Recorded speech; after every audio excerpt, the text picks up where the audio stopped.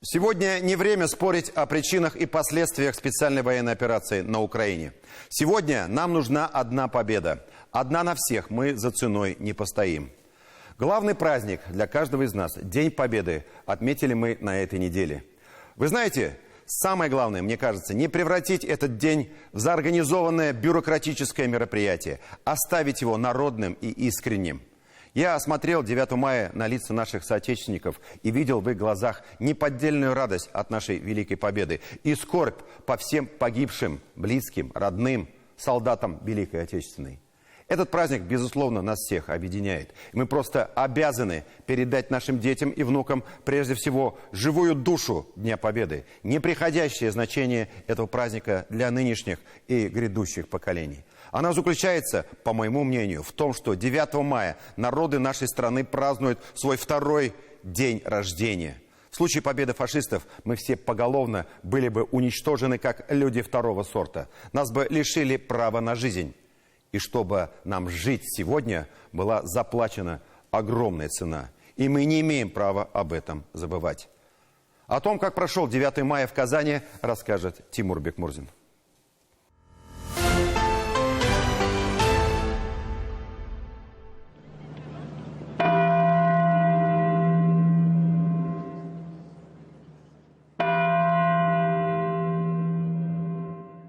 78-я годовщина праздника. Уже через 2 года будет очередной знаковый рубеж. 80 лет со дня нашей великой победы над нацизмом.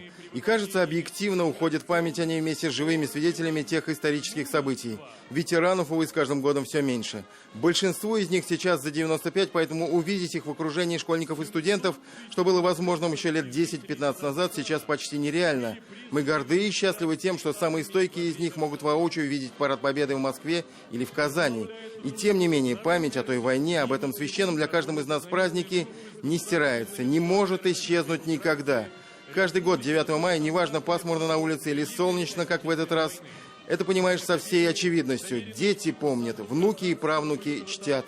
Танкист погиб на Курской дуге. Никогда нельзя забывать наших дедов, во-первых, а во-вторых, что они для нас сделали. А это уже праправнучка этих дедов, и мы счастливы, что мы живые свидетели, то, что мы их видели. Брал Кёнигсберг, был связистом. Такой удивительный день, объединяющий разные поколения, возраста и разные национальности. И разные национальности, я да. тоже смотрю, да? Потому что вот татарин и русский, это наша семья, мы уже 45 лет почти вместе. Праздник, который стал именно сейчас пронзительно актуальным. Площадь Тысячелетия в Казани. На трибунах тысячи зрителей. На самых почетных местах ветераны войны и труженики тыла. Здесь и все руководство республики: Рустам Минниханов, Минтимер Шамиев, Асгат Сафаров. И здесь же участники СВО. На связи Москва и Красная площадь. На экране речь верховного главнокомандующего страны Владимир Путин поздравляет всех с праздником. В первую очередь, конечно, ветеранов Великой Отечественной, всех тех, кто ковал нашу победу на фронте и в тылу. И удивительным образом их внукам и правнукам приходится сегодня отстаивать безопасность нашей Родины и всего мира, борясь с чудовищным и тотальным злом нацизмом на Украине. Путин непосредственно обращается к участникам специальной военной операции. Нет сейчас важнее дела, чем ваша боевая работа. На вас держится сегодня безопасность страны. От вас зависит будущее нашей государственности и нашего народа. Вы с честью исполняете свой ратный долг. Сражаетесь за Россию. Этот призыв подхватывают в Казани на трибуне раис Республики Татарстан Рустам Минниханов. Сегодня доблестные воины Отечества, как и их отцы, деды и прадеды, сражаются с нацизмом. Вся страна сплотилась вокруг верховного главнокомандующего, национального лидера Владимира Владимировича Путина. В ходе специальной военной операции наши земляки выполняют священную миссию по защите Родины и ее будущего. Как и в 1945-м, враг будет разбит, победа будет за нами. Прийти в своих, почтить. И ребят тоже, которые там за ленточкой. Это поразительная, как мы уже сказали, пронзительная связь между победителями 45-го и нынешним поколением солдат и офицеров. Ее просто нельзя не заметить, не почувствовать. Герой Великой Отечественной Алексей Комлев вспоминает, как встретил 9 мая 45-го в 50 километрах от Кёнигсберга. Встретил День Победы на границе с Восточной Пруссией. И тут же замечает, что очень горд за нынешних героев, молодое поколение воинов-победителей. Какой строевой шаг, выправка, мастерство. Наша молодежь бесценна. Затем, как красиво и слаженно вышагивают на параде воины-десантники, с трепетом следит и Газиз Абы-Исхаков. Где-то среди этих бравых ребят и его сын. Папа военный, я военный, и мой сын военный. Это моего папина внук, получается, сейчас вот в зону боевых действий. Поэтому дай бог, что вообще мир, вот это все закончилось. Вот. Лариса Шарафеева пришла на парад в Казани с портретом деда Габдрауфа Салимовича Гореева. С гордостью рассказывает нам о нем. Родом из Башкортостана, герой Великой Отечественной, сейчас находится на главном параде в Москве. Вот этот дедушка, он держит пчел. Да, ему сейчас 97 лет.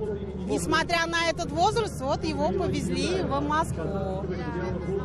Вот так. Значит, он хорошо еще... Да, он еще водит машину. Это вы что? Да, 97 лет водит машину. Я не знаю, такое вот здоровье. И вместе с поздравлениями со священным для всех праздником вдруг замечают, нужен еще один День Победы, который сейчас приближает ее зять.